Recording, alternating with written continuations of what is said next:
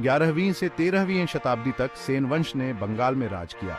पूर्वी भारत में उनकी बहुत पावर थी। सेन वंश ने कला, वास्तुकला और साहित्य की एक समृद्ध विरासत छोड़ी। उन्हें कल्चर और लर्निंग के संरक्षक के रूप में याद किया जाता है। पाल साम्राज्य के पतन के बाद सेन सत्ता में आए। पालों ने कई शताब्दियों तक बंगाल पर राज किया था। हालांकि 11वीं शताब्दी तक उनका पतन हो रहा था। इसने सेनों को अपना शासन स्थापित करने का मौका दिया। सेन वंश की स्थापना सामंत सेन ने की थी।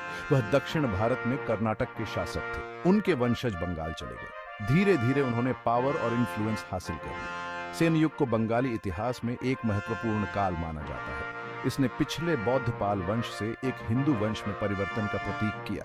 सेन धर्मनिष्ठ हिंदू थे। उन्होंने बंगाल में हिंदू धर्म को पुनर्जीवित किया।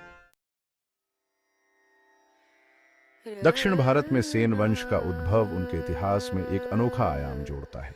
वे बंगाल के मूल निवासी नहीं थे। वे कर्नाटक क्षेत्र से आए थे। माना जाता है कि यह प्रवास सेन शासन की स्थापना से कुछ पीढ़ियों पहले हुआ था। सेन परिवार के प्रवास के सही कारण स्पष्ट नहीं है। कुछ इतिहासकार अनुमान लगाते हैं कि उन्हें बंगाल आने का निमंत्रण दिया गया होगा।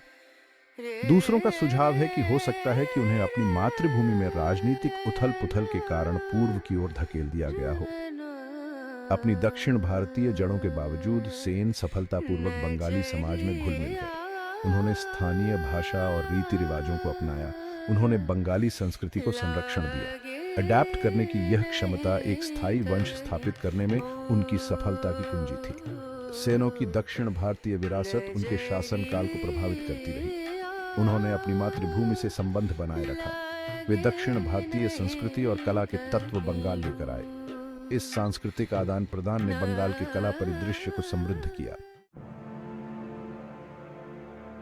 विजयसेन सेन वंश में एक महत्वपूर्ण व्यक्ति थे। वह सामंत सेन के पोते थे। उन्होंने वंश के भविष्य के प्रभुत्व की नींव रखी। विजयसेन ने 11वीं शताब्दी के अंत और 12वीं शताब्दी की शुरुआत में शासन किया। उन्हें बंगाल में एक मजबूत और स्वतंत्र राज्य स्थापित करने का श्रेय दिया जाता है। विजयसेन का शासनकाल सैन्य विजयों से चिह्नित था।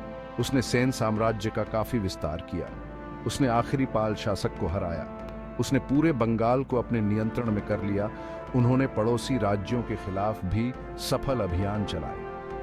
सैन्य उपलब्धियों के अलावा विजयसेन एक कुशल प्रशासक थे। उसने राज्य के इंफ्रास्ट्रक्चर को मजबूत किया। उसने राजस्व व्यवस्था में सुधार किया। उन्होंने व्यापार और वाणिज्य को बढ़ावा दिया। इन उपायों ने सेन साम्राज्य की समृद्धि में योगदान दिया। विजयसेन एक धर्मनिष्ठ हिंदू थे, खासकर विष्णु के उपासक। उन्होंने हिंदू परंपराओं और रीति रिवाजों को पुनर्जीवित किया। उन्होंने हिंदू विद्वानों और पुजारियों को संरक्षण दिया। इसने पिछले वंश के बौद्ध धर्म के संरक्षण से एक बदलाव का प्रतीक किया। बल्लाल सेन विजयसेन के पुत्र और उत्तराधिकारी थे। उन्होंने 12वीं शताब्दी में बंगाल पर शासन किया। बल्लाल सेन के शासनकाल को सेन वंश का स्वर्ण युग माना जाता है। वह एक प्रसिद्ध योद्धा, एक न्यायप्रिय शासक और कलाओं का महान संरक्षक था। बल्लाल सेन ने अपने पिता की सैन्य विस्तार की विरासत को जारी रखा। उसने सेन साम्राज्य को और आगे बढ़ाया।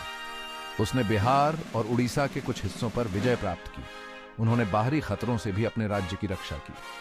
अपने सैन्य कौशल के अलावा बल्लाल सेन को कला, साहित्य और शिक्षा के अपने संरक्षण के लिए याद किया जाता है।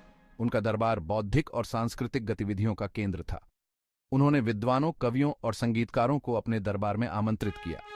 बल्लाल सेन स्वयं एक विद्वान थे। कहा जाता है कि उन्होंने कानून, दर्शन और खगोल विज्ञान पर कई किताबें लिखी हैं। उनके शासनकाल में बंगाल में संस्कृत साहित्य का विकास हुआ। भाग 5, लक्ष्मण सेन विरोधाभासों का शासनकाल। लक्ष्मण सेन सेन वंश के अंतिम प्रमुख शासक थे। वह बल्लाल सेन के पोते थे। 12वीं शताब्दी के अंत में उन्होंने गद्दी संभाली। लक्ष्मण सेन का शासनकाल उपलब्धियों और असफलताओं दोनों से चिह्नित था।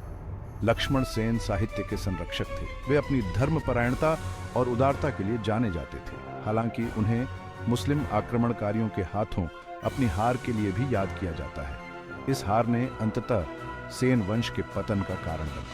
लक्ष्मण सेन के शासनकाल को वंश के भाग्य के पतन के काल के रूप में देखा जाता है। कभी विशाल और शक्तिशाली रहा सेन साम्राज्य सिकुड़ने लगा। आंतरिक कलह और बाहरी दबाव ने राज्य को कमजोर कर दिया। अंतिम पतन के बावजूद लक्ष्मण सेन का शासनकाल बंगाली सांस्कृतिक स्मृति में महत्व रखता है। वह एक जटिल व्यक्ति है जिन्हें कला के अपने संरक्षण और अपने राज्य की रक्षा करने में अपनी विफलता दोनों के लिए याद किया जाता है। भाग 6, एक युग का अंत, पतन।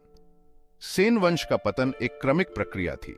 इसकी शुरुआत वंश की सैन्य शक्ति में गिरावट से हुई। यह गिरावट उत्तर भारत में मुस्लिम सत्ता के उदय के साथ हुई। सेन शासकों को मुस्लिम शासकों के बढ़ते दबाव का सामना करना पड़ा। 13वीं शताब्दी की शुरुआत में सेन वंश को अंतिम झटका लगा। इख्तियार उद्दीन मोहम्मद बिन बख्तियार खिलजी नामक एक तुर्क सेनापति ने सेन राजधानी पर अचानक हमला कर दिया। लक्ष्मण सेन हार गए और भागने को मजबूर हो गए। इसने बंगाल में सेन वंश के शासन के अंत का प्रतीक किया। सेन वंश के पतन का बंगाल पर गहरा प्रभाव पड़ा। इसने बंगाल में मुस्लिम शासन के एक नए युग की शुरुआत की। इससे महत्वपूर्ण सामाजिक और सांस्कृतिक परिवर्तन भी आए। सेनों का हिंदू धर्म का संरक्षण समाप्त हो गया। इस्लाम बंगाल में एक प्रमुख धर्म बन गया। अपने पतन के बावजूद सेन अपने पीछे एक समृद्ध विरासत छोड़ गए। उन्हें बंगाली संस्कृति, साहित्य और वास्तुकला में उनके योगदान के लिए याद किया जाता है। भाग 7, सेनों की विरासत, एक स्थायी प्रभाव। सेन वंश की विरासत उनके राजनीतिक शासन से परे है। उन्होंने बंगाली संस्कृति पर एक अमिट छाप छोड़ी। उन्हें बंगाल में एक स्वर्णिम युग की शुरुआत करने का श्रेय दिया जाता है। कला, साहित्य और वास्तुकला के उनके संरक्षण का क्षेत्र के सांस्कृतिक विकास पर गहरा प्रभाव पड़ा। सेन धर्मनिष्ठ हिंदू थे। उनके शासनकाल में बंगाल में हिंदू धर्म का पुनरुत्थान हुआ। उन्होंने मंदिर और मठ बनवाए। उन्होंने हिंदू विद्वानों और पुजारियों का समर्थन किया। उन्होंने हिंदू रीति रिवाजों और परंपराओं को बढ़ावा दिया। सेनों को बंगाली पहचान की भावना को बढ़ावा देने का श्रेय भी दिया जाता है। उन्होंने बंगाली भाषा और साहित्य को संरक्षण दिया। इसने एक विशिष्ट बंगाली सांस्कृतिक पहचान के विकास में योगदान दिया। भाग 8, वास्तुकला और मूर्तिकला, स्थायी स्मारक। सेन वंश ने अपने पीछे एक समृद्ध स्थापत्य विरासत छोड़ी। वे विपुल निर्माता थे। उन्होंने मंदिरों, मठों और अन्य संरचनाओं का निर्माण किया। उनकी वास्तुकला ने भारत के अन्य हिस्सों के प्रभावों के साथ पारंपरिक बंगाली शैलियों को मिश्रित किया। सेन वास्तुकला की सबसे उल्लेखनीय विशेषताओं में से एक टेराकोटा का उपयोग है। मंदिरों और अन्य इमारतों की दीवारों को सजाने के लिए टेराकोटा प्लैक का उपयोग किया जाता था। ये प्लैक हिंदू पौराणिक कथाओं, दरबारी जीवन और रोजमर्रा की जिंदगी के दृश्यों को दर्शाते हैं। सेन मूर्तिकला को भी बहुत सम्मानित माना जाता है। इस अवधि के दौरान मूर्तिकारों ने हिंदू देवी देवताओं की उत्कृष्ट मूर्तियां बनाई। इन मूर्तियों को उनकी कृपा, भव्यता और विस्तार पर ध्यान देने की विशेषता है। सेन वंश की स्थापत्य और मूर्तिकला उपलब्धियां उस काल के कलात्मक कौशल और सांस्कृतिक परिष्कार का प्रमाण है।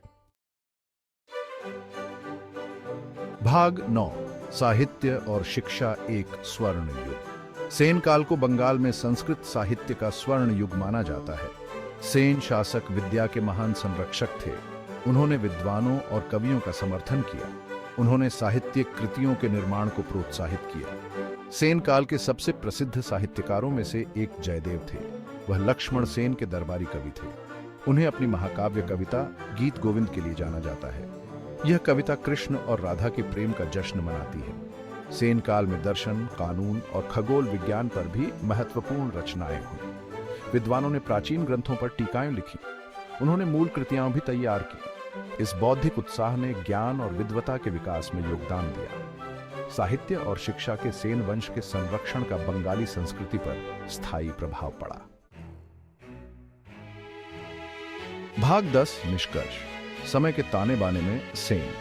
बंगाल का सेन वंश, हालांकि अपेक्षाकृत अल्पकालिक था, ने बंगाल के इतिहास और संस्कृति पर एक अमिट छाप छोड़ी। उनकी दक्षिण भारतीय जड़ों ने उनके शासन में एक अनोखा आयाम जोड़ा। उन्होंने बंगाली समाज में सफलतापूर्वक खुद को एकीकृत किया, एक स्थायी विरासत छोड़ दी। उनका शासनकाल महत्वपूर्ण परिवर्तन का काल था। उनके संरक्षण में हिंदू धर्म फला फूला। उन्होंने कला, वास्तुकला और साहित्य के स्वर्ण युग को बढ़ावा दिया। इस स्वर्ण युग की गूंज आज भी बंगाल में महसूस की जा सकती है। सेन वंश की कहानी इस बात की याद दिलाती है कि हार में भी एक वंश एक स्थायी विरासत छोड़ सकता है। बंगाली संस्कृति में उनका योगदान आज भी पीढ़ियों को प्रेरित और प्रभावित करता है। वे भारतीय इतिहास के समृद्ध ताने बाने का एक अभिन्न अंग बने हुए हैं।